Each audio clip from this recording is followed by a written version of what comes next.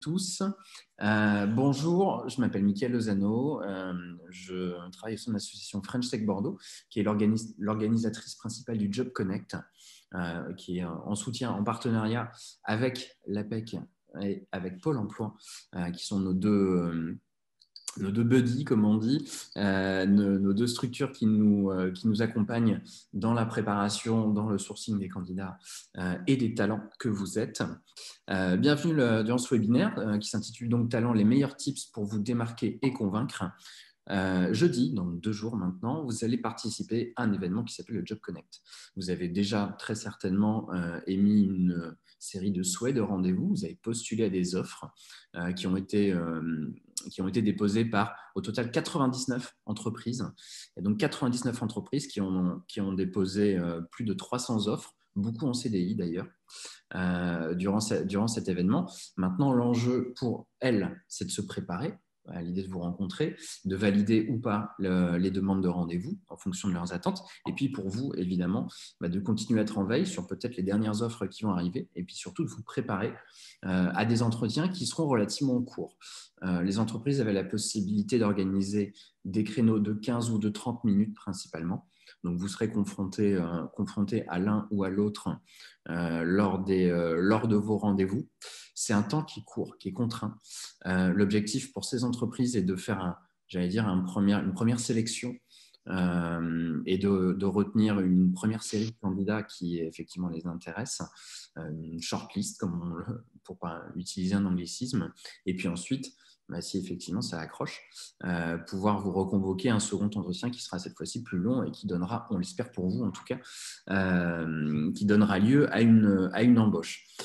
Pour vous préparer au mieux, on a effectivement souhaité organiser cette heure qui va vous permettre de prendre des informations, de mieux préparer vos entretiens, et puis peut-être de poser aussi des questions très pratico-pratiques sur l'événement lui-même.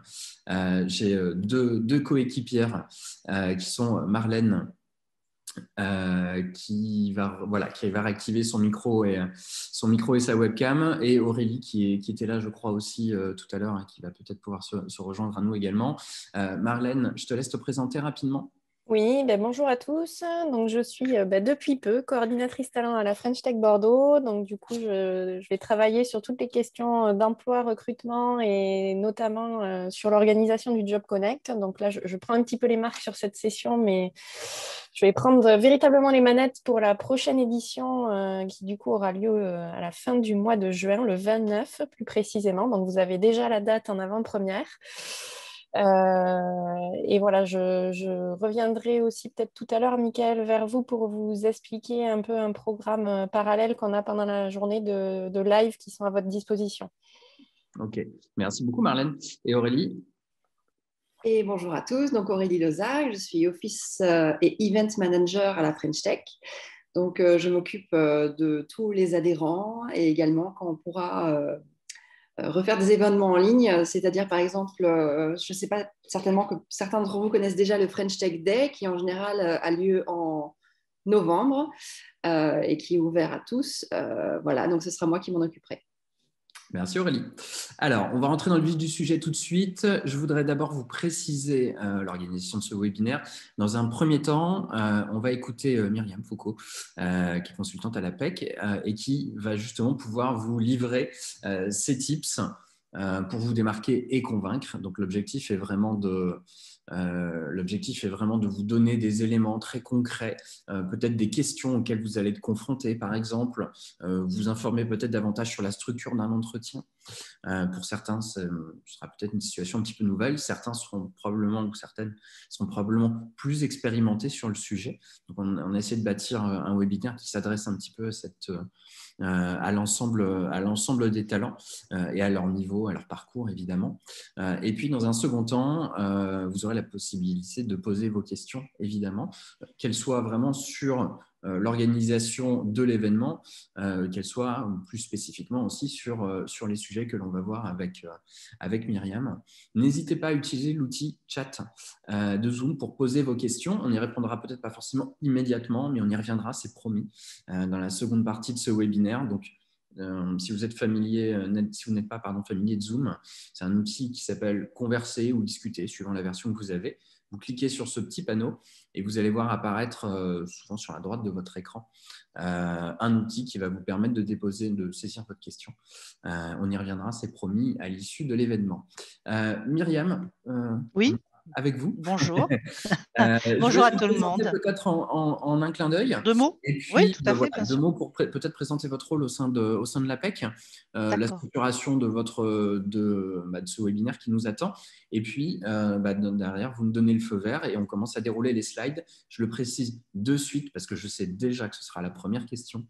On vous enverra l'ensemble des slides à l'issue de l'événement. Donc, vous les recevrez par mail 10 minutes après qu'on ait tous raccroché. Et vous aurez aussi la possibilité, si vous manquez un élément par exemple, de vous référer à ce webinaire qu'on enregistre et auquel vous aurez accès sur YouTube, je l'espère, dès la fin de la journée ou au plus tard demain matin. Donc voilà, n'hésitez pas à revenir sur la chaîne YouTube FrenchTechBordeaux.com et vous aurez accès à ce webinaire. Myriam, c'est à vous, je me tais. Merci beaucoup. Alors, donc Myriam Foucault, je suis à l'APEC depuis 20 ans. Avant, j'ai fait d'autres choses. À l'APEC Bordeaux, puisqu'avant, j'étais en région parisienne et maintenant, je suis à Bordeaux. Voilà. Alors aujourd'hui, c'est un atelier justement pour vous aider par rapport à dans 2 jours là, l'événement qui va avoir lieu, pour que vous puissiez bien avoir en tête que c'est bien un job dating et non un entretien de recrutement que vous pourrez avoir par la suite, en sachant que de toute façon à l'APEC, on a aussi d'autres ateliers, etc. Eh ben, si vous voulez bien, Michael, je veux bien commencer tout de suite. Allons-y. Alors, c'est vous qui me lancez les ateliers, hein, c'est ça? Voilà, merci beaucoup. Je cherchais. Voilà, donc les meilleurs tips pour démarquer et convaincre, là, c'est donc avec l'APEC et avec French Tech. Donc, merci. On peut passer à la suivante. Voilà, donc on va parler de job dating, puisqu'un job dating, c'est vraiment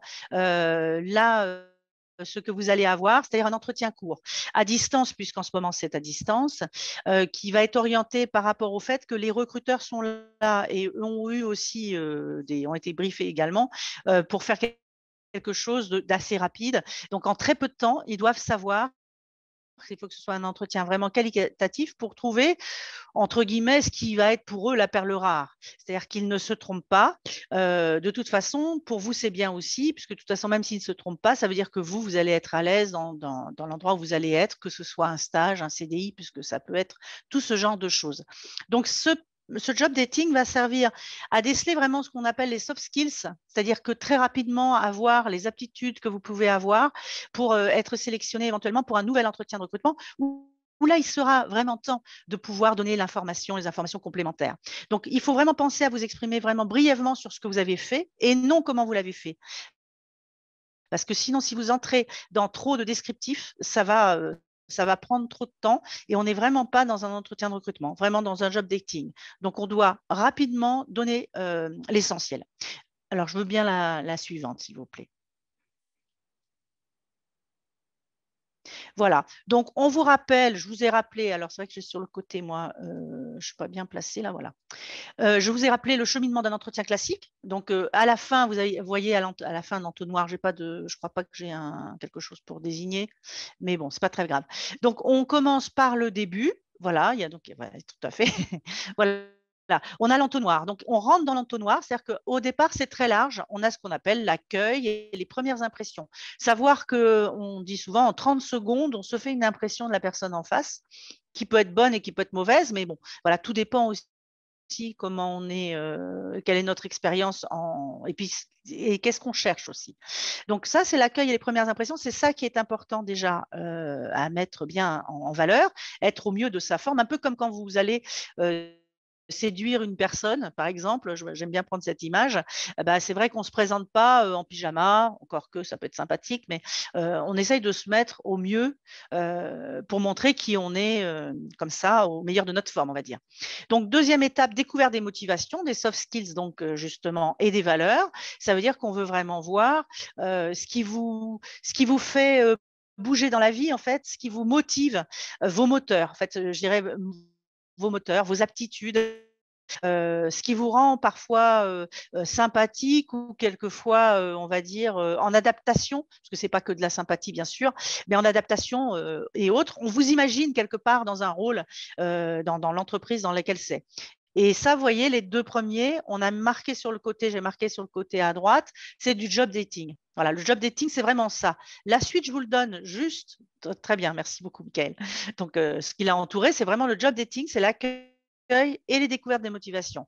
Après, le reste, je vous en parle parce que voilà, mais c'est vraiment pour l'entretien de recrutement par la suite. Donc, ensuite, on va investiguer les compétences. C'est pour ça qu'il ne faut pas forcément être très long en racontant tout. Il faut vraiment avoir fait une petite synthèse de choses qui sont des guides de lecture pour vous donner, c'est un peu comme si je regardais un peu le sommaire pour avoir envie de lire le livre ou pas.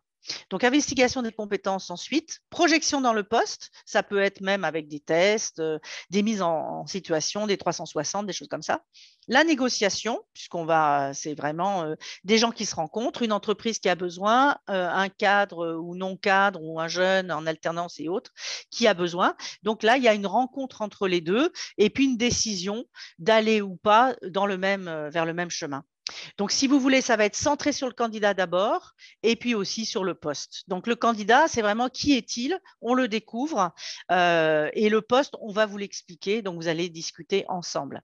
Voilà. Donc, on fait d'abord ce qu'on dit dans le job dating, c'est qu'on valide les critères essentiels. C'est ce que je vous ai mis sur le côté droit. Validation des critères essentiels. Ce qui vraiment est important pour l'entreprise. Ils ont déjà des choses en tête. Et voilà. Et ensuite, ce sera du déclaratif au démontré. Ça veut dire que vous allez expliquer vos réalisations, mettre en scène ce que vous avez fait pour qu'on le comprenne mieux. Voilà. Mais nous, on va donc s'activer, nous, sur l'accueil des premières impressions et la découverte des motivations, des soft skills et des valeurs. Merci beaucoup. Suivante. La slide suivante. Merci beaucoup. Voilà, donc le but, c'est justement de construire un pitch en trois étapes pour que vous puissiez vous dire qu'est-ce que je vais pouvoir indiquer là-dedans. Donc, il y a le « je suis ». Donc là, vous inquiétez pas, comme a dit Michael, vous les aurez de toute façon. Ça veut dire le résumé de mon parcours, le positionnement métier et mon expertise. Ça veut dire qu'il n'est pas c'est pas la peine de tout raconter, surtout si vous avez beaucoup d'expérience, mais au moins le minimum, ce qui est important à savoir, peut-être la formation, peut-être les compétences principales, mais vraiment assez rapidement. J'aide à, donc ça c'est une idée par rapport à la deuxième, je permets à, je peux prendre en charge. Ça c'est quoi? C'est votre action par rapport à ce qui va se faire. Donc qu'est-ce que je suis capable de faire en fait? Donc ensuite, c'est ce que j'apporte, donc mes atouts, ma différence, mon excellence sont telle et telle chose. Ça veut dire que c'est beaucoup votre plus-value. Donc ça, c'est important de se construire un pitch. On appelle ça un pitch, c'est-à-dire que vraiment très rapidement, en très peu de temps, en 2-3 minutes, quelque chose comme ça, il faut vraiment avoir une trame qui peut permettre comme ça tout de suite qu'on voit qui vous êtes. Je suis ingénieur électromécanicien, je suis spécialisé dans les turbines et j'ai une expérience à l'international et donc voilà, je parle javanais par exemple. Donc c'est quelque chose vraiment de très court. Pensez ça. Alors moi, je vous dirais surtout aussi, écrivez-le. Donc, on vous donne les slides, c'est pour que vous ayez les idées qui vont vous venir. Et moi, je trouve que l'écrit va vraiment précède toujours l'oral. C'est-à-dire que même un acteur, quand vous le voyez jouer, vous avez l'impression qu'il vit sa vie. Mais en fin de compte, il a étudié l'auteur, il a étudié la mise en scène, il a étudié les autres acteurs, le jeu des autres acteurs, etc. Mais il vit comme ça, naturellement, comme si c'était de l'improvisation. Donc, il faut être à l'aise, c'est-à-dire que je ne récite pas un texte, mais j'ai intégré en moi des choses que vraiment, il faut que je dise au tout début, les choses principales. Je ne vais pas me perdre dans le détail, il ne faut surtout pas se perdre dans le détail, il faut dire les choses les principales pour que ça donne envie d'aller ensuite aller plus loin. Merci, Michael, on va passer à la suivante. Donc là, alors j'ai repris, en fait, on a repris d'ailleurs, puisque j'avais mon collègue qui avait travaillé avec moi aussi, mon collègue Romain Clémenceau. Donc on a repris quelque chose de l'assez gauche, qui était en 2014, mais on le trouve bien, donc c'est pas la peine de refaire l'eau chaude, hein, de reproduire ça. Nous-mêmes, à l'APEC, nos documents sont repris parfois en cabinet, centre de bilan et autres. Ce n'est pas gênant. En formation, c'est comme ça. On a des choses, on les met en place quand c'est bien fait. Voilà. Donc là, on parle de quelles sont mes capacités, mes qualités personnelles. C'est important. C'est-à-dire que vous partez vraiment de vous. Qu'est-ce que j'ai et de quoi je suis capable qu'est-ce que je suis capable de faire. Donc, on l'a mis en 4 axes avec, par exemple, les forces motrices. Donc, les forces motrices, ça veut dire qu'est-ce qui me motive, qu'est-ce qui fait que je bouge par rapport à quelqu'un d'autre. Donc, ça peut être, par exemple, l'esprit d'initiative, la ténacité, la résistance physique. C'est vraiment ce qui fait que je bouge, que je suis en action, que je vais vers l'autre. Ça, c'est la force motrice. À côté, vous avez la flexibilité intellectuelle. Donc là, on est vraiment plus sur le raisonnement, sur l'intellect de façon générale. Donc, on va parler de vivacité d'esprit. Donc, c'est intéressant de le mettre en valeur. C'est aussi quand vous discutez avec quelqu'un, on se rend compte si vous êtes endormi, pas endormi, si vous faites… Alors, on peut être endormi aussi, mais on peut faire un lien avec… C'est vrai que selon les régions, on ne parle pas tous très vite ou quoi que ce soit. Il y a des régions où ça va peu vite, mais c'est pas parce que ça va peu vite que ça va pas loin. Voilà. Donc on a une vivacité d'esprit que l'on arrive à voir chez l'autre, le sens du recul. Est-ce que je suis capable de faire la différence? Il y a plusieurs niveaux de réflexion, donc ça je le sens quand je discute avec une personne en quelques minutes. L'ingéniosité, le fait d'avoir des idées créatives, des choses comme ça se sent aussi. Voilà. Alors on a ensuite les qualités relationnelles. Donc là, c'est justement l'interaction entre les deux, puisque vous allez avoir une interaction, même si elle est à distance, on peut quand même avoir des sensations, des intuitions, des impressions, puis même quand on discute, on voit comment chez l'autre, ça fait résonance ou pas.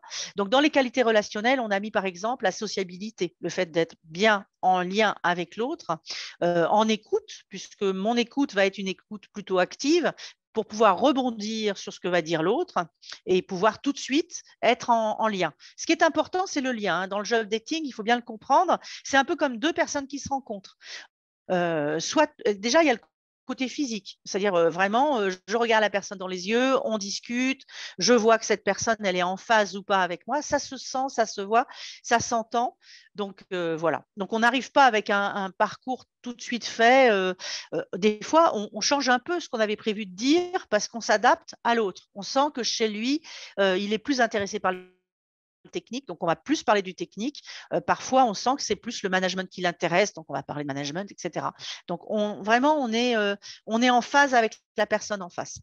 La persuasion, puisque ça, c'est le but de pouvoir négocier, mieux négocier en tout cas. Voilà. Puis, je finirai par les capacités de réalisation, c'est-à-dire que là, vous allez pouvoir faire preuve de votre efficacité. On a même tendance à dire une efficacité productive, ça qui est intéressant. La réactivité, comment justement j'ai mis en place des choses, etc. Et la rigueur, mon organisation, ma rigueur. Donc ça, c'est les capacités de réalisation. Voilà. Ça, ce sont des idées de soft skills qui peuvent vous aider dans votre présentation par rapport à ce job dating. Donc, on va passer à la slide suivante, s'il vous plaît, Michael.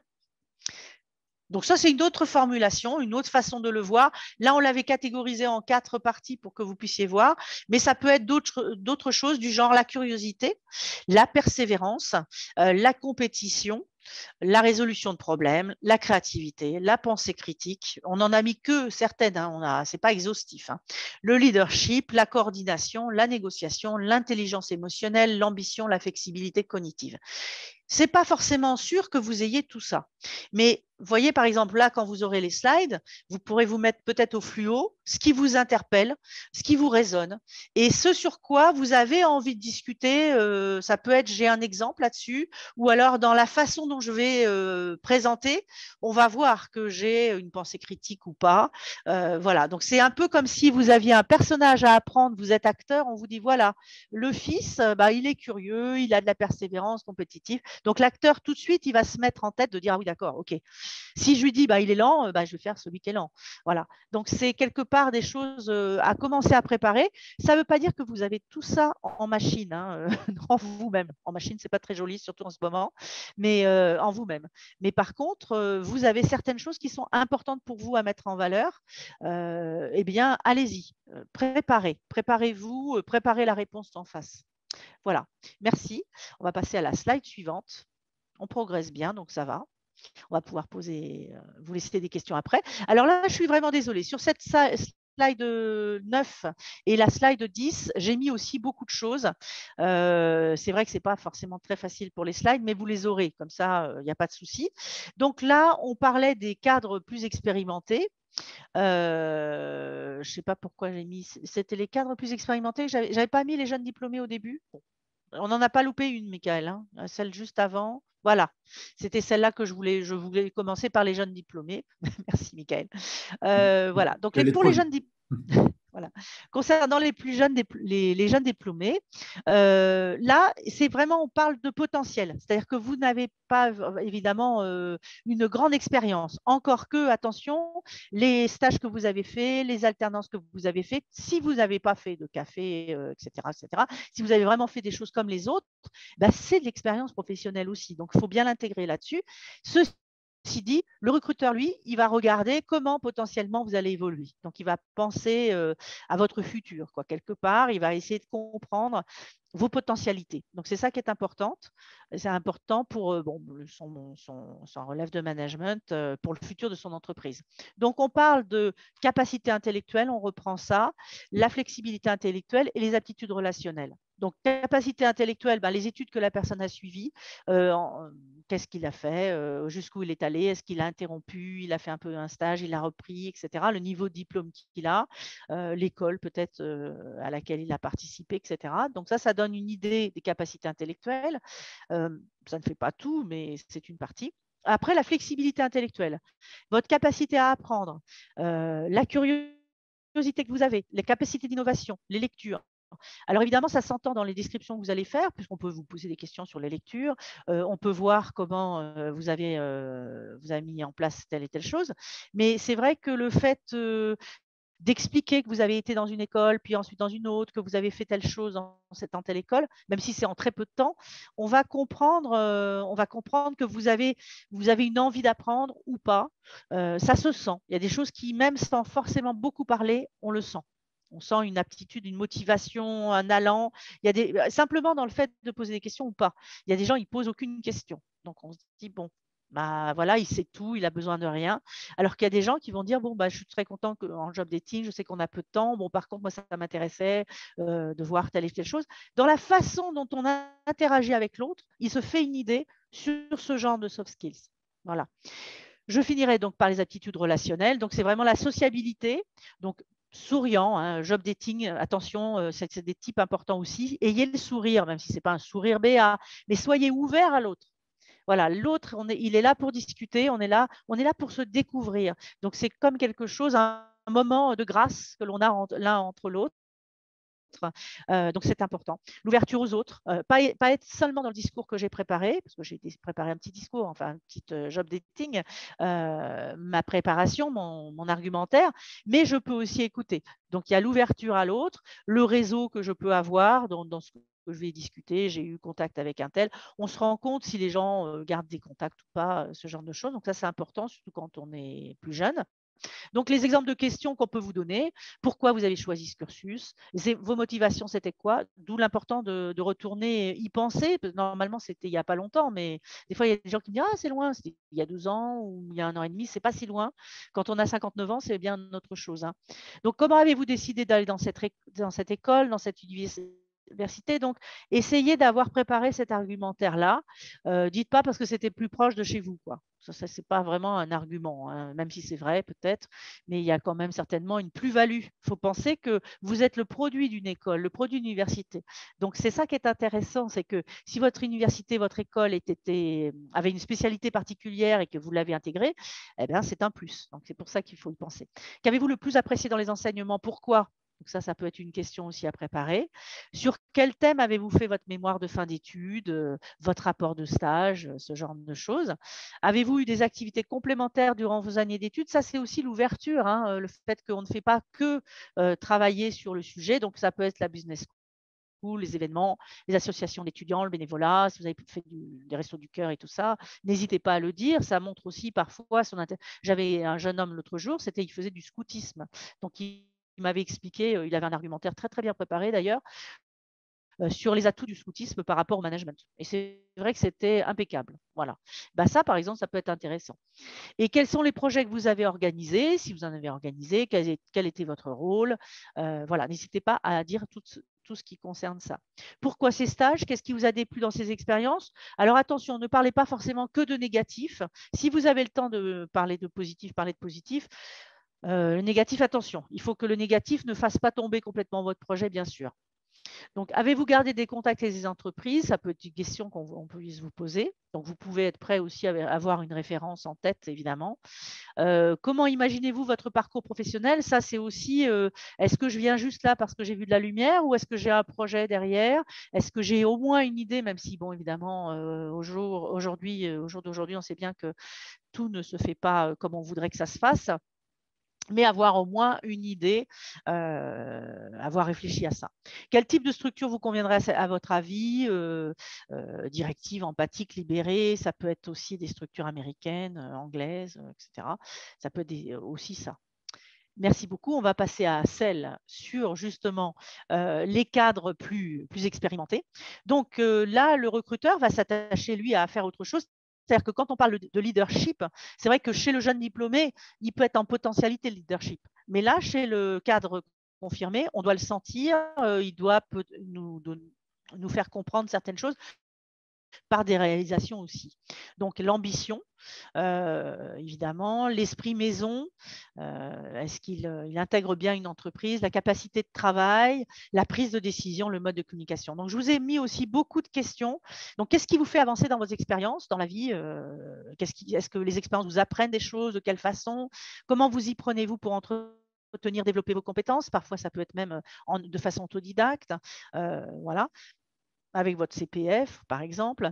Je ne veux pas vous donner toutes les réponses, hein, mais avez-vous dû vous adapter à une situation nouvelle? Comment vous avez procédé?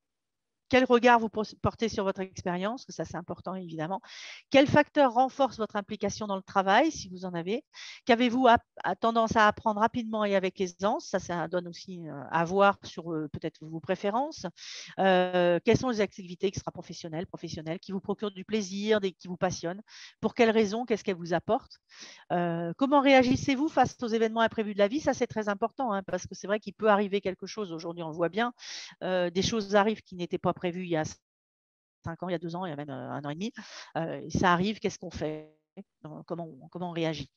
Dans ce poste, donc, à votre avis, quelles sont les difficultés qu'on aura à surmonter? C'est bien de penser aux choses que l'on a, mais si jamais on a des difficultés, de toute façon, toute vie entraîne une résolution de problème, j'allais dire, hein.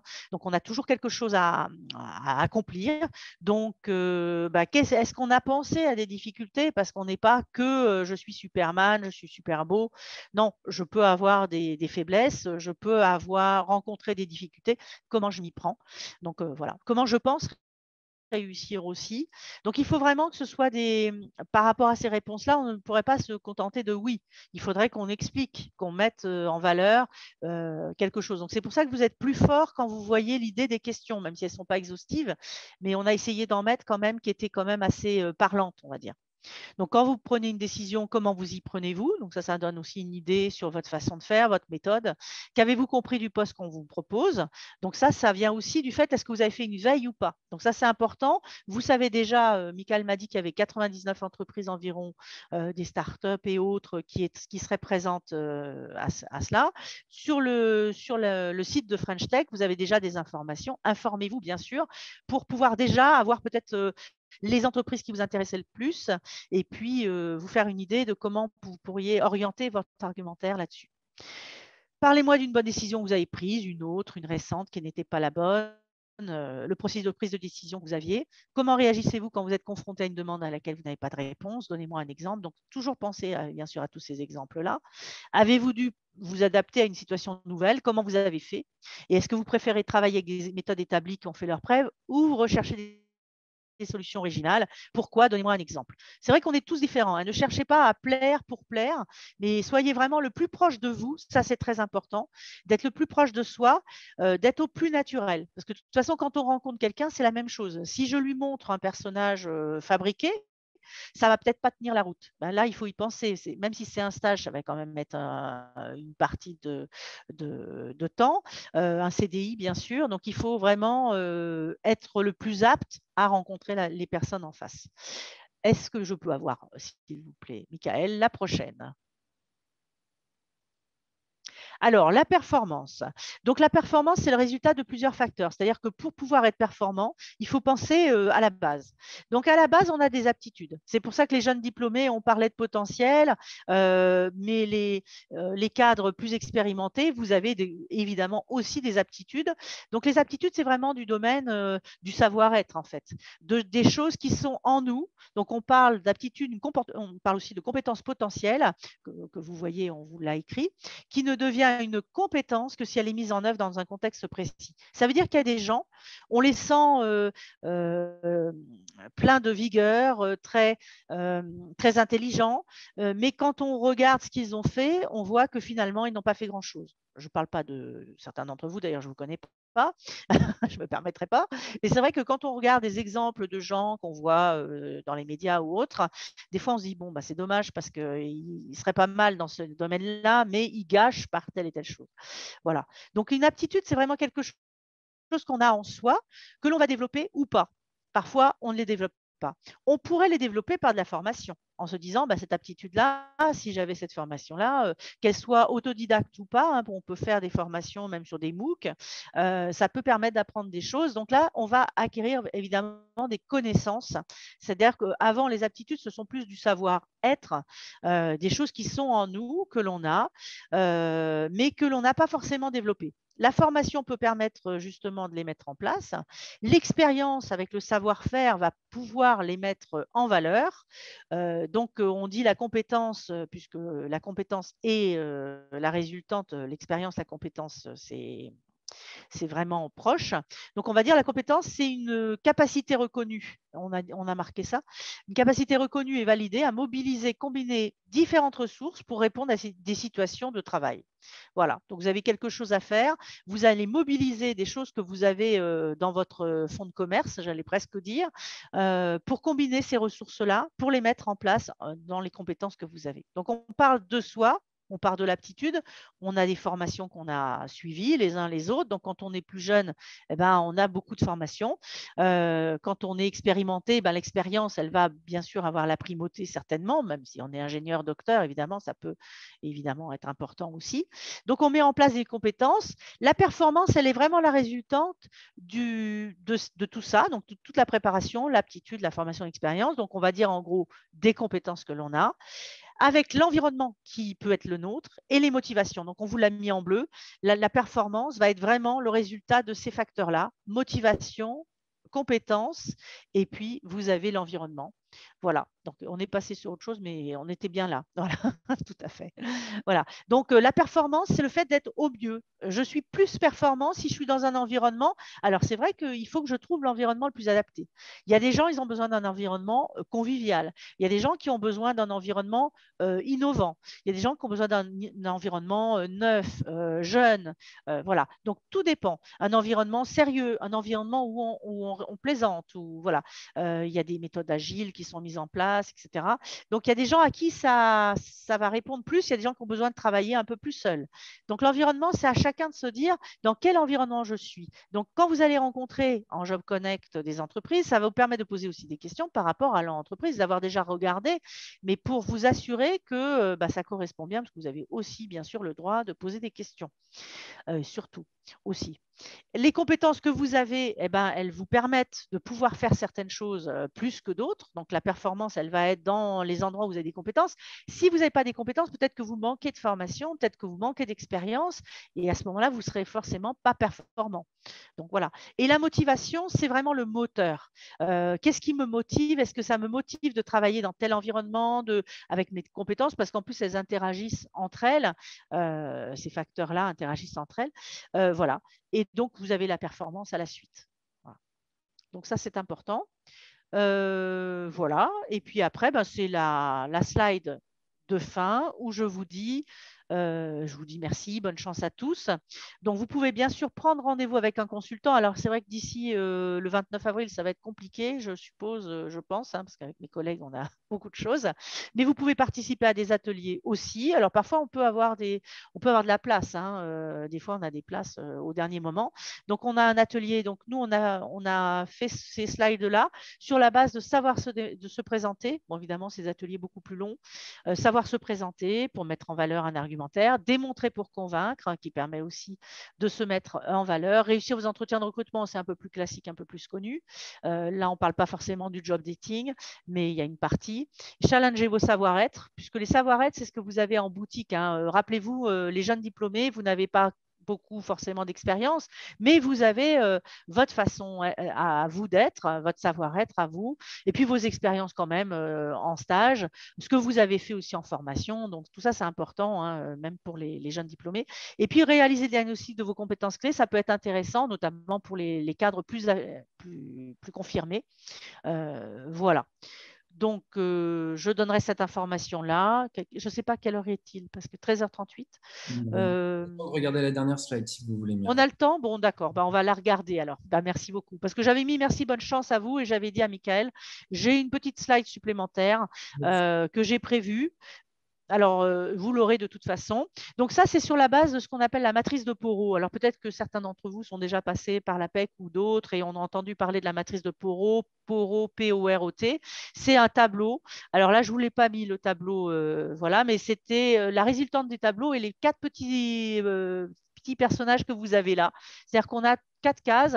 Pourquoi? Parce qu'on a croisé, Daniel Porot a croisé 2 critères.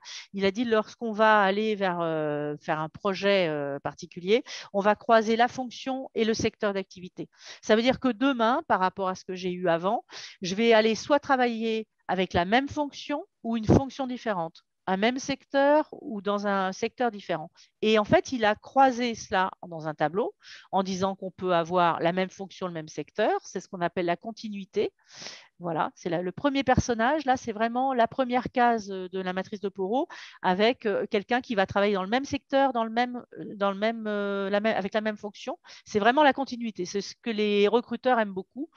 Et là, l'intérêt, ça va être de se différencier de la concurrence. OK, j'ai le profil le même que d'autres, etc. Mais j'ai quelque chose en plus.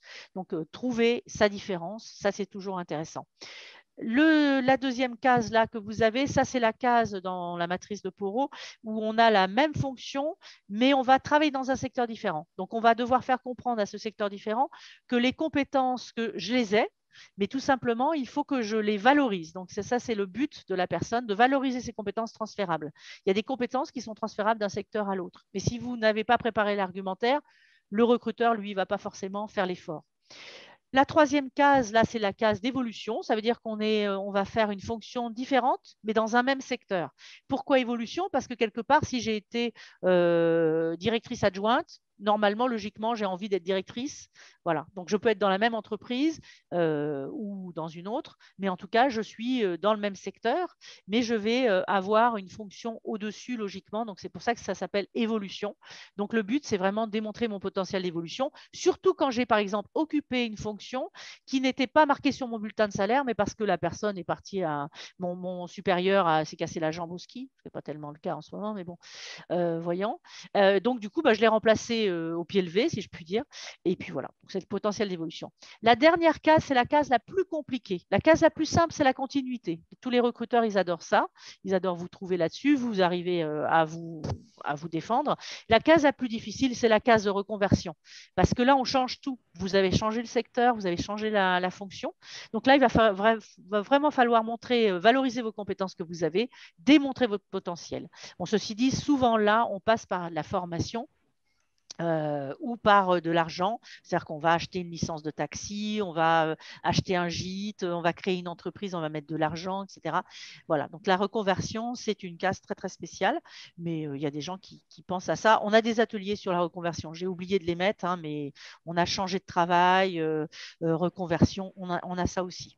Donc là, vous pouvez vous appuyer sur, ça c'est ce que j'ai mis en vert, c'est la méthode de l'APEC depuis longtemps, ce qu'on appelait le BPMA, bilan, projet, marché, action. Le BPMA. Pourquoi? Parce que normalement, c'est dans ce sens-là. Mais en même temps, tout est au bout d'un moment, on comprend qu'on peut revenir dans un autre sens. Ça veut dire qu'avant, au départ, on fait le bilan, on fait le point sur mes compétences, sur mes connaissances, sur mes traits de personnalité, mon comportement au travail, mes aptitudes, mes motivations, valeurs. Donc tout ça, c'est un peu mon fonds de commerce. Je peux le faire tout seul, autodidacte, ou alors je peux aller faire un bilan de compétences dans un organisme, ou je peux aller au pôle emploi avec un conseiller pour être aidé, ou je peux aller à l'APEC pour faire le point, puisqu'on a aussi ça. Voilà. Ça fait naître un projet ou plusieurs projets. Donc, on peut penser au poste qui me plairait le plus, le secteur d'activité qui correspondrait, le type d'entreprise. Il y a aussi le secteur géographique, parce que j'ai des gens des fois qui changent de région, donc ça peut être intéressant également. On va aller voir sur le marché ce qu'il y a, d'où l'importance d'être en veille. Même quand je fais un job dating, avant j'ai été en veille. C'est quoi la French Tech? Moi j'ai été regarder ce qui était la French Tech avant d'intervenir. Qui sont les entreprises qui sont en présence lors de ce Job Connect pour justement être vraiment en phase avec ce marché-là. Donc, dans le marché, on va essayer d'aller étudier les missions proposées, les entreprises visées, le secteur d'activité qui sont là en présence. Et les actions, ça va vraiment être mes outils pour demain. Donc, on parle là de CV, de lettres, d'argumentaire téléphonique, d'entretien. Donc, on a le marché visible, c'est-à-dire les offres qui peuvent m'être utiles pour voir, débroussailler ce marché-là. Mais il y a aussi le marché caché qui va être accessible par les réseaux. Donc, Bordeaux est une ville de réseaux, hein, donc il y a beaucoup, beaucoup de réseaux. Donc, la French Tech fait partie aussi d'un réseau, bien évidemment. Donc, utilisez ça pour justement vous renseigner.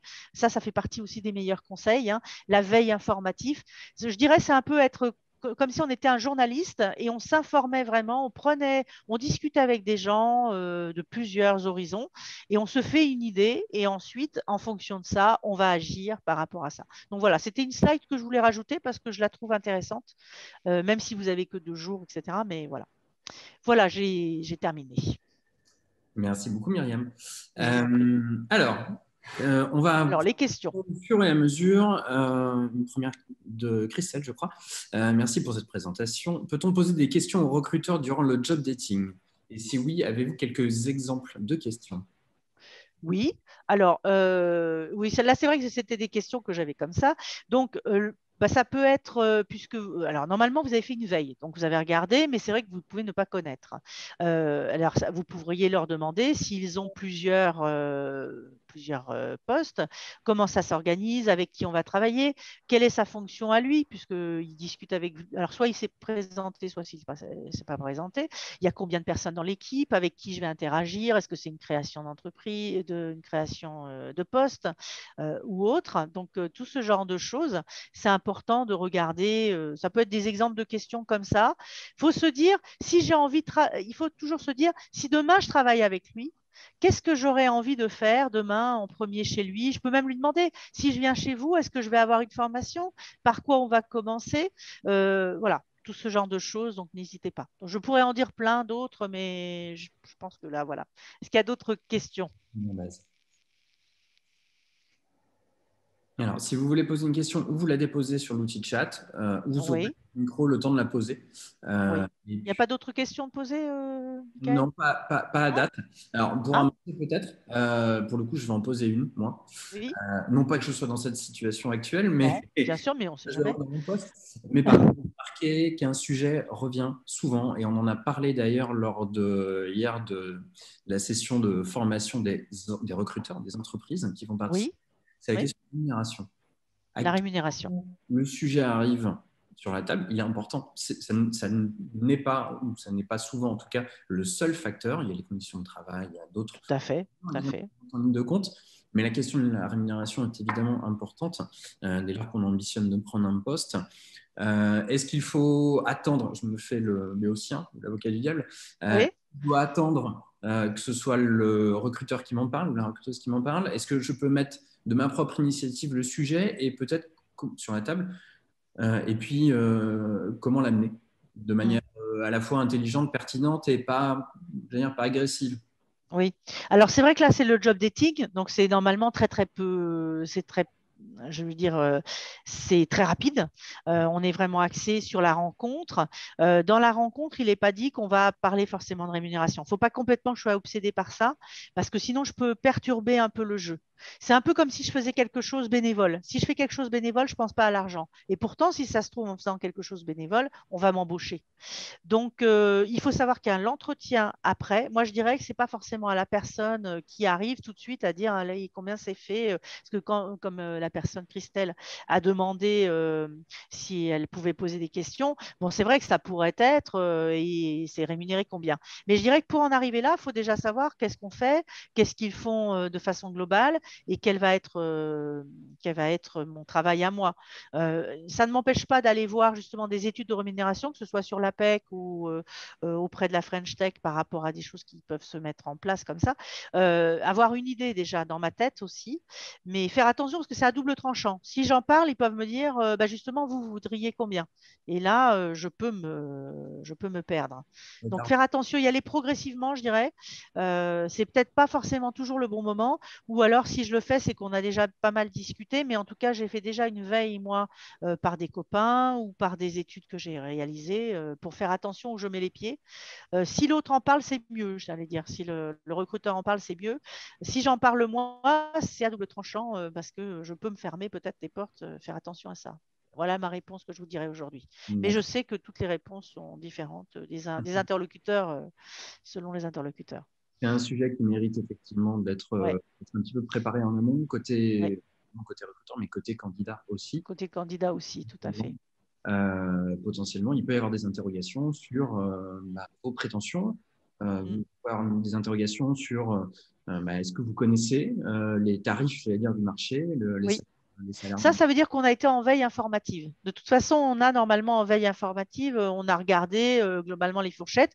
Si on a eu l'occasion de voir, évidemment, quand on regarde les dons des entreprises, on peut avoir quelqu'un sur LinkedIn qui en a fait partie, qu'on connaît, on peut lui demander qu'est-ce que tu sais. Avoir lu aussi nos études, hein, on a des études salariales. Allez, je dirais à vos candidats, n'hésitez pas à aller sur apec.fr hein, puisqu'on a des informations, des données, notamment sur la rémunération. Donc, on vous donne plein d'indications, donc ça peut être intéressant, même sur les plus récents. Merci. Grâce à Romain, notamment, puisque Romain fait partie des consultants qui s'occupent des entreprises. Donc, eux ont la chance de voir les rémunérations du côté entreprise. Alors, je vais parler d'un autre Romain, justement, et notamment Clémenceau de l'APEC, mais Romain, qui vient de poser une question sur l'outil chat. Je vais répondre. Et puis, Marlène, si tu souhaites, et Myriam, évidemment. Oui, bien sûr. Vous pourrez le faire. Je cite la question de Romain. Je suis diplômé de l'Université de Poitiers en aménagement du territoire. Comment se démarquer avec un cursus plus social dans un job dating qui a l'air d'être orienté plus technique? Pourtant, le numérique fait partie de l'aménagement du territoire. Et comment bien trouver des jobs dans la tech avec ce genre de cursus? Alors ça, c'est un sujet qui est extrêmement vaste puisque il est lié à plusieurs paramètres. C'est effectivement la typologie des entreprises que vous allez aller cibler durant cet événement. Il y a des événements qui sont très tournés tech, c'est le cas d'une autre, mais pas que. On a à peu près 30% des profils des candidats, des 2300 candidats inscrits au Job Connect qui sont orientés purement techniques. Alors, quand je dis purement technique, c'est numérique au sens dur des choses. Donc, c'est développement web, etc. Ça ne devrait pas être une surprise fondamentalement, au sens où c'est le cœur de ce que fait la French Tech Bordeaux et c'est le cœur des entreprises qui gravitent dans ce réseau-là, justement. Ce sont des entreprises en particulier dans l'univers du numérique qui ont des besoins autour du développement, autour de l'analyse de la donnée et puis évidemment des besoins complémentaires aussi. Mais ce sont des entreprises innovantes qui gravitent en particulier, j'allais dire, dans l'univers du numérique. Cette formulation, elle a de moins en moins de sens, je crois, aujourd'hui, puisqu'effectivement, et d'ailleurs Romain le dit, le numérique aujourd'hui, il fait partie de plein de secteurs. Il a infusé finalement, et notamment dans l'aménagement du territoire. Donc effectivement, cet événement, il est très tourné vers l'univers du numérique au sens large et de l'innovation, avec une polarisation d'une partie des postes autour du domaine IT, donc développement informatique au sens large. On n'a pas vocation, nous, à organiser des événements beaucoup plus généralistes, puisque le cœur des entreprises qui gravitent autour de nous, effectivement, ont cet enjeu-là, d'autant plus qu'il y a une pénurie, on peut en parler en un mot, hein. On a une globale pénurie sur le marché des profils, notamment de développeurs et de développeuses. Donc effectivement, la concurrence est rude et les entreprises profitent de ce type d'événement pour essayer d'aller trouver de nouveaux candidats. Maintenant, il y a d'autres postes qui sont proposés aussi sur des volets RH, sur des volets commerce, sur des volets marketing, communication aussi. Est-ce que Myriam ou Marlène, vous auriez des choses à rajouter ? Non, parce que là, vous en avez bien parlé. En plus, vous parlez spécifiquement de votre intervention là sur French Tech. Donc, moi, ça me va. Je trouve que c'est une réponse. Prendre la main sur le… Oui, c'est vrai que Notamment. du coup, sur ce Job Connect, on a énormément d'offres IT Dev Data. Ce qui n'était pas le cas, ce qui était moins le cas sur les éditions précédentes. Donc, peut-être que ça va s'équilibrer sur le prochain Job Connect du mois de juin, mais en tout cas, sur les besoins aujourd'hui des entreprises du réseau, on est là-dessus, mais on est… alors, je réponds en même temps à Sylvie qui a posé aussi une question sur le chat. Les profils commerciaux, marketing et com sont également très recherchés actuellement sur les entreprises du réseau. Il ne faut pas hésiter à aller chercher, à aller creuser, hein, vraiment, d'utiliser les filtres sur la plateforme Job Connect pour aller identifier effectivement des postes qui peuvent être intéressants. Et en complément, je vous mets sur l'outil de chat le lien de notre job board sur notre site web. On a plusieurs, on parlait de veille tout à l'heure, on a plein d'outils qui sont évidemment à la disposition des entreprises, mais aussi des candidats, des candidates, des talents qui souhaitent s'informer sur les acteurs dynamiques de l'écosystème. Donc, on publie des articles tous les jours sur les entreprises, sur leur développement, sur leur stratégie. On a une newsletter qui est ouverte à tous ceux qui souhaitent s'inscrire, qui va tous les 15 jours vous être envoyé sur votre boîte mail si le sujet sujet d'innovation vous intéresse, vous allez pouvoir y prendre plein d'informations sur les entreprises qui se développent, sur les programmes, sur les outils. Vous allez avoir accès à toute une série d'ateliers thématiques, de webinaires, etc. Et puis, on a un job board. Donc là, les entreprises, adhérentes à l'association ou non d'ailleurs, peuvent venir poster leurs offres d'emploi, stage, CDI, CDD, alternance, voire associé d'ailleurs, pour celles qui sont en recherche. Donc, n'hésitez pas aussi à poser vos alertes sur cette partie de job board pour que vous puissiez être tenu au courant au cas où, effectivement, il y ait une offre qui soit posée et puis qui corresponde à vos attentes. Et là, pour le coup, on voit passer plein de choses. Je ne suis pas allé regarder depuis 2 jours. Je peux aller jeter un œil rapidement, là, en même temps que je vous parle. Mais pour le coup, on n'a pas que des annonces tech. Moi, je voulais répondre aux jeunes diplômés là, qui viennent poser la question. Romain Clémenceau, il s'appelle. Je vois le jeune, voilà. Alors, il demande, est-ce qu'on peut poser aux recruteurs des questions sur les projets de développement de l'entreprise, la stratégie de son dirigeant? Je dirais bien sûr oui, puisque c'est une rencontre avec l'entreprise. Donc, évidemment, c'est intéressant. Ça veut dire aussi que je m'intéresse à l'entreprise, pas seulement au poste qui est proposé, mais les projets de développement, c'est aussi mon futur, que je sois jeune diplômé ou pas. La stratégie du dirigeant, c'est ce qui va me permettre de me dire, j'ai envie de travailler dans cette entreprise-là ou pas, parce que c'est important aussi de partager des valeurs. Donc, je dirais oui, Romain. Voilà. Pour compléter, je suis en train de regarder rapidement sur notre job board. Alors, la première page, ce sont les profils tech. Sur la deuxième, on a responsable de site, stage en business développeur, CDI en business développeur, responsable d'acquisition, développeur logiciel, on verra bien, consultant média, designer, responsable clientèle. Donc voilà, on a c'est une belle palette. Hein. Ouais, voilà, on a des profils tech évidemment, French Tech, French Tech, alors peut-être pas très surprenant. Et puis pas que. Nous en ce moment, par exemple, à la French Tech, on cherche un content manager en stage alterné et une graphiste aussi. Donc, effectivement, n'hésitez pas à aller sur cette plateforme pour jeter un œil aux offres. Je réponds rapidement à la question de Sandrine également. A-t-on les coordonnées des recruteurs pour éventuellement envoyer un mail de relance ou de remerciement suite à l'entretien? C'est une bonne question. Alors, on peut demander aussi, lorsqu'on voit la personne, bon, on peut avoir, nous, une petite carte de visite, mais sinon, la personne peut en avoir une et on peut dire, bon, bah, merci beaucoup, est-ce que vous avez des coordonnées? Voilà. Spontanément, peut-être qu'il va vous le donner, hein, la personne de l'entreprise, il a été bien préparé par Romain. Mais voilà, sinon, on peut lui demander, bien sûr, parce qu'on l'a rencontré sur place. S'il y a une plaquette, prenez-la, hein, prenez toutes les plaquettes qui peuvent vous intéresser s'il y en a pendant votre salon. Ah ben non, je dis des bêtises. Non, mais Oui, c'est à distance. plaquettes, Mais elles y sont. PDF, Oui, voilà. Oui, tout à fait. Ça, c'est toujours bien. Un mail de relance de remerciement, c'est très bien. Même pour un job dating, tout à fait. Sandrine, vous avez raison. Ça, c'est très bien. Okay. Faites-le si vous pouvez, oui, complètement. Et demandez les coordonnées. Ou alors, sinon, Michael, vous les aurez, toutes les coordonnées des uns et des autres, si jamais quelqu'un loupe quelque chose. Oui, effectivement, en cas de loupé, on peut d'oubli, intervenir. Voilà. J'attire juste ou Marlène, votre Aurélie. attention sur un élément. Il y aura 2300 candidats à peu près pour 380 postes. Oui.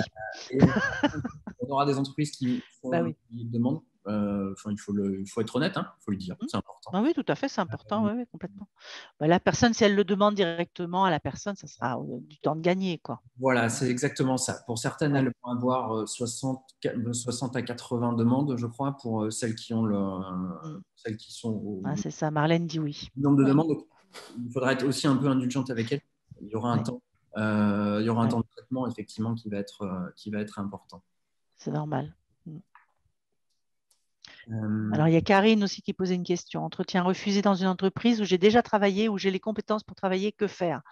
Moi, je dirais essayer de trouver quelqu'un dans l'entreprise qui pourrait vous donner des indications. Si vous avez une personne qui pourrait faire levier, parce que là, c'est vrai que ça ne semble pas super bien parti, je dirais. Mais on ne sait jamais. On ne sait jamais. Alors, on a demandé aux entreprises, lorsqu'elles refusaient un rendez-vous, d'essayer de le motiver d'une certaine manière, d'expliquer pourquoi. Après, chacun suit ses propres règles du jeu. Nous, c'est le cadre que l'on a fixé, mais on fait de l'intermédiation finalement dans cet événement. Et malheureusement, on n'est pas responsable de la manière dont vont travailler les recruteurs.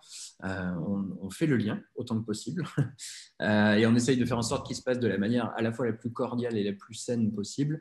Maintenant, les entreprises ont, j'allais dire, un message qui est un peu pré-rempli qu'elles peuvent envoyer lorsque le rendez-vous est refusé. On les a incités à l'aménager, à le modifier, à un peu le personnaliser pour faire progresser aussi les candidatures. Et puis, j'allais dire, on les a incités à se mettre à la place du candidat ou de la candidate qui, ça fait jamais plaisir, un refus, c'est certain. L'idée, c'est aussi de savoir pourquoi, peut-être pour aménager différemment sa présentation, en tirer des enseignements en tout cas, pas rester juste bloqué sur du refus. Maintenant, elle joue plus ou moins bien le jeu, évidemment. Question de Mathilde. Je suis infirmière et je me suis reconvertie dans le marketing. Comment me différencier des autres personnes? Ça, il faut avoir vraiment conscience de ses atouts. Qu'est-ce que j'ai comme compétences presque transversales qui peuvent être intéressantes de l'infirmière à marketing? Alors, c'est vrai que le marketing santé, ce serait plus évidemment logique, mais tout dépend. Si vous vous intéressez à une entreprise et à un poste, c'est que vous avez des points communs avec, ou alors vous avez fait une formation qui correspond, je dirais, moi, c'est déjà ça, ou alors une connaissance que vous avez de la santé, si c'est pour aller vers le marketing santé. Il faut qu'il y ait quand même des points communs, quoi, si c'est se différencier par ses atouts qui sont les plus forts et qui vont intéresser l'autre. Mais je dirais faire une veille peut-être avant, mais je ne sais pas si cette personne, peut-être que Mathilde, elle a déjà, elle va venir à la job, elle va participer à la job Connect. Job Connect. Voilà. Le but, c'est vraiment d'insister sur ces points forts et peut-être on parlait de soft skills tout à l'heure. Oui, tout à fait, ça c'est valable.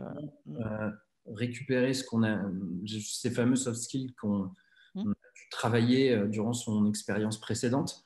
C'est Et ça. j'ajouterais aussi qu'il est d'autant, et je suis un reconverti, donc pour le coup, j'en ai Ah, connaissance de cause, extrêmement important également de bien montrer lors de ces entretiens sa connaissance de l'environnement. c'est Reconverti, ça mais aussi. pas par hasard. Je me suis reconverti pour ça, pour telle Mmh. raison, parce que Mmh. telle et telle raison, mais je connais l'univers dans lequel je souhaite Ouais. graviter. Je connais les grands acteurs, je connais globalement son fonctionnement. Ce sera important dans la présentation et puis dans l'entretien, bien évidemment, Oui, déjà de ne pas se travestir. Et je rejoins ce que dit Romain, rester vrai, authentique et faire du storytelling, c'est évidemment très important. Expliquer pourquoi. Je crois qu'il n'y a jamais de mauvaise réponse par rapport à ça. oui. Puis en plus, elle nous dit, Mathilde, qu'elle fait une formation de web développeuse en plus. Donc là, il y a déjà un point commun. Donc voilà, il faut s'axer là-dessus. Puis la veille que l'on a faite et le storytelling dont parle Romain, c'est vrai que c'est super important également. On n'a pas donné le terme tout à l'heure, mais c'est les réalisations, c'est expliquer, parler de ça. Voilà, les Et raisons. j'ajouterais aussi que je pense que ça peut être bien d'essayer de se renseigner à l'avance sur les entreprises dans Oui, lesquelles vous la postulez et veille. notamment sur les valeurs et la culture de ces entreprises-là, voir si elles vous correspondent et mettre du coup ces valeurs en Mm. exergue lors de l'entretien parce que ça peut coller aussi, pas seulement sur le volet compétences techniques, mais sur les valeurs et ça peut effectivement faire la différence. Oui, tout à fait. Alors, s'il n'y a pas de nouvelles questions, alors c'est encore possible évidemment d'en rajouter. Marine, est-ce que tu veux bien prendre la parole quelques instants pour nous expliquer Oui, euh, peut-être les dernières étapes là, qui restent à franchir de chaque côté, et puis surtout nous parler de cette journée du 29, puisque on l'a dit en amont, on a 2300 candidats pour un peu moins de 400 offres, 99 entreprises. Même si on va essayer de faire le maximum, tout le monde n'aura pas forcément de rendez-vous ou tout le monde n'en aura pas suffisamment à son goût.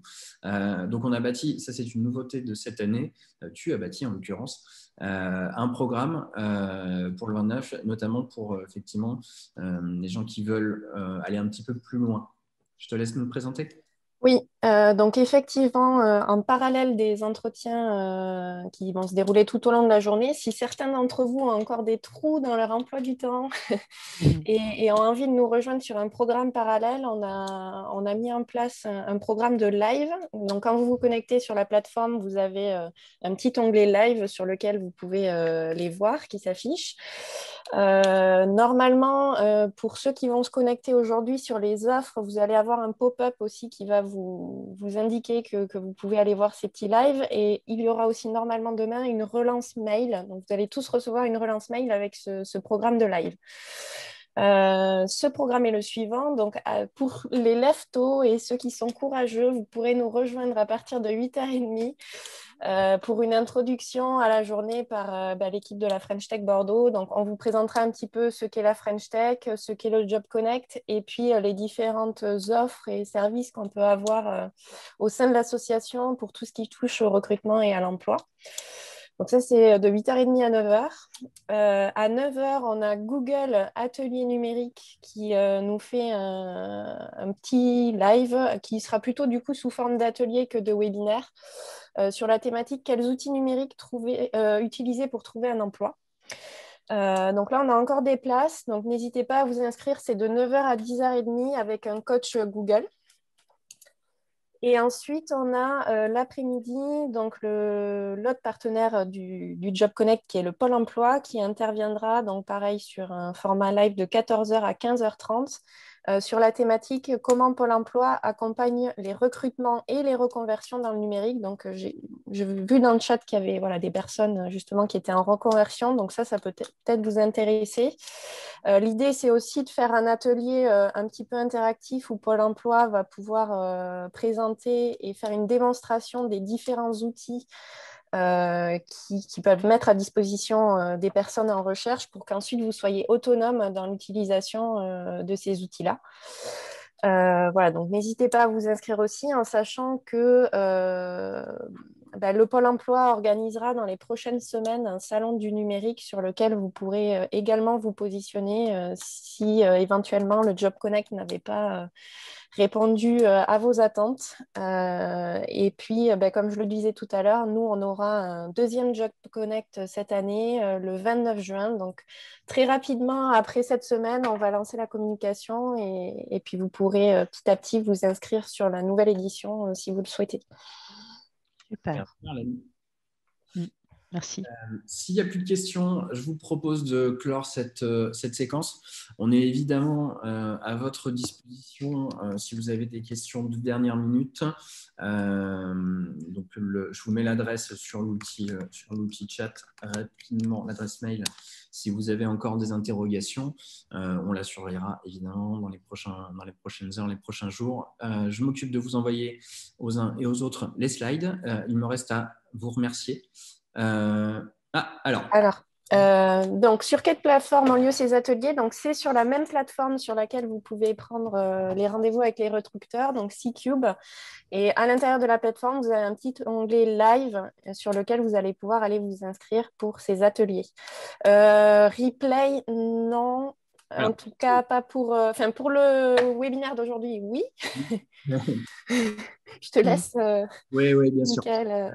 Alors, déjà, dans un premier temps, je vous envoie aux uns et aux autres les slides. D'ici 10-15 minutes, vous les aurez dans votre boîte mail. Et effectivement, ce webinaire était enregistré. Donc, il sera accessible dans j'espère les heures qui arrivent. Je me dépêche en tout cas. De le mettre en ligne. Donc, vous l'aurez accessible sur la chaîne YouTube de la French Tech Bordeaux. Donc voilà, je fais au plus vite pour pouvoir le mettre à disposition pour ceux qui souhaitent y revenir et préparer du mieux qu'ils le peuvent leur entretien. Il nous reste à remercier. Juste en ce qui concerne les ateliers de la journée, malheureusement, il n'y aura pas de replay. Voilà. Ah oui. Et juste une petite parenthèse aussi, si jamais il y avait des personnes parmi vous qui rencontrent des problématiques techniques sur la plateforme, sachez que vous avez un service support que vous pouvez utiliser, vous avez un petit chatbot et vous avez une adresse mail sav@ccube.com ou .fr, je ne sais plus, mais vous la trouverez sur le site. Tout est prévu. N'hésitez pas à les solliciter si vous avez des soucis techniques sur la plateforme. Ils sont très top. On ne l'a pas précisé forcément, mais mettez-vous dans de bonnes conditions pour vos entretiens. Faites en sorte qu'il y ait autant que possible, évidemment, pas trop de bruit autour de vous. Oui, c'est vrai qu'on n'est pas rentré dans les détails. Oui. On débarque sur vos genoux. Votre chien qui ne s'impatiente pas dans le panier. Essayez de mettre quelques atouts de votre côté, effectivement. Ça peut paraître, j'allais dire, très lambda, mais finalement, on se rend compte, et je l'ai vécu lors du Job Connect pour le coup, il y a parfois des éléments perturbateurs, parfois ils peuvent être maîtrisés, parfois pas. Donc voilà. Après, les recruteurs seront évidemment tolérants par rapport à ça. En tout cas, on vous souhaite le meilleur pour cet événement. On croise les doigts pour vous. Il me reste aussi à remercier Myriam et puis Romain Clémenceau également de l'APEC qui ont gentiment consacré du temps, voilà. C'est un plaisir. On croise les doigts, on croise tous les doigts.